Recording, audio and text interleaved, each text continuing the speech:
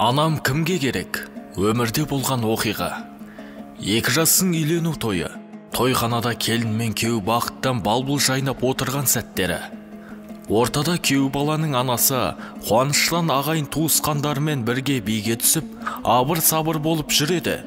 Анасы бұл күні өте бақытты. Себебі өмірдің мәні жалғыз ұлы үйленіп, шаңырақ көтеріп жатыр. Таныс біліс, ағайын туыс барлығы да ортадағы күйеу баланың анасын қуанышты күнімен құттықтап жатыр. Барлық адам көңілді, әрі 2 жасқа қызыға да, қызғана да қарап жүр.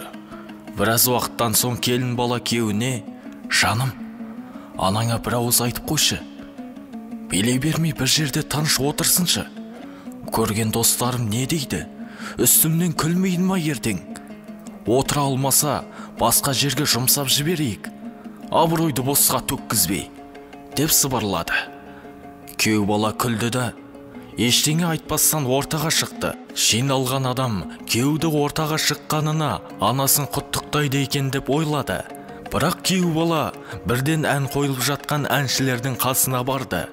Айтылып жатқан әнді тоқтатып, қолына микрофон алып: "Анам кімге керек?" деп тойға жиылған қауымға сұрақ қойды. Сол тойда болған ағайын туыс дос-жаран барлығы үндеместен, ешқайсысы күйеу баланың мына сұрағына түсінбей дабдырап қалды. Күйеу бала тағы да "Анам кімге керек?"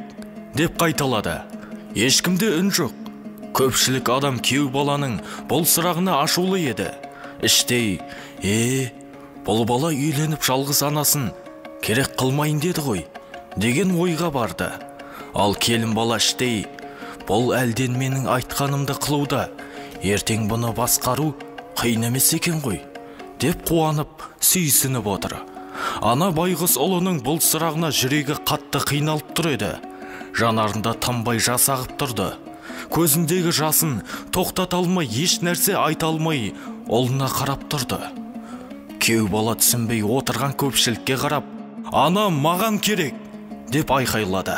Қолындағы неке жүзігін шешіп, келінге қарап лақтырып жіберді де, келінге: "Саған талақ бердім" деп айтты да, анасының қолынан ұстап, тойханадан әкетпекші болды. Келіннің жақындары туысқандарына не болғанын түсінбей, күйеу баланы тоқтатпақшы болды. Бірақ күйеу бала тоқтай қоймады.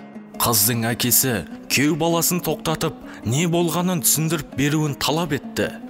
Күйеу бала болған жағдайды түсіндіріп берді.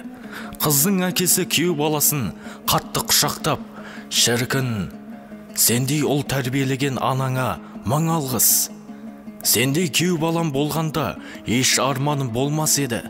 Бірақ мендей қызына тәрбие бере алмаған әкені кешір" деп жігітке ризашылығын білдіріп шығарып салды. Ойланып қарайық. Сенің анаң мына әлемде жалғыз, ал қыз мыңдап табылады.